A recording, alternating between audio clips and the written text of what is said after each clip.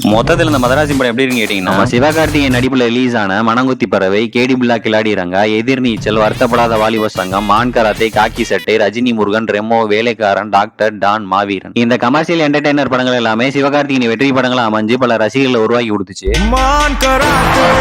இந்த படங்களுக்கு நடுவுல ரிலீஸ் ஆன Seemaraja, mister local, hero, prince Ayalaan இந்த படங்கள் எல்லாம் சிவகார்த்திகேயனுக்கு பிளாப் படங்களா அமைஞ்சிருந்துச்சு. என்னம்மா இப்படி பண்றீங்களேம்மா?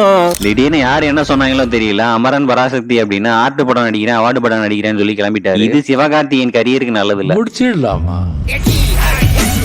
இப்ப ஆக்ஷன் படமா ரிலீஸ் ஆயிருக்கு இந்த மதராசி படத்தை யாரெல்லாம் தியேட்டர்ல பாத்தீங்களோ உங்க ரிவ்யூவை கமெண்ட் செக்ஷன்ல கமெண்ட் பண்ணுங்க. இந்த கமெண்ட் செக்ஷன்ல யாரு கரெக்டா ரிவ்யூ கொடுத்திருக்கா, யாரு முட்டு கொடுத்திருக்கா அப்படிங்கறதையும், இந்த மதராசி படம் எப்படி இருந்துச்சு அப்படிங்கறதையும் நம்ம அடுத்த வீடியோல பார்ப்போம்.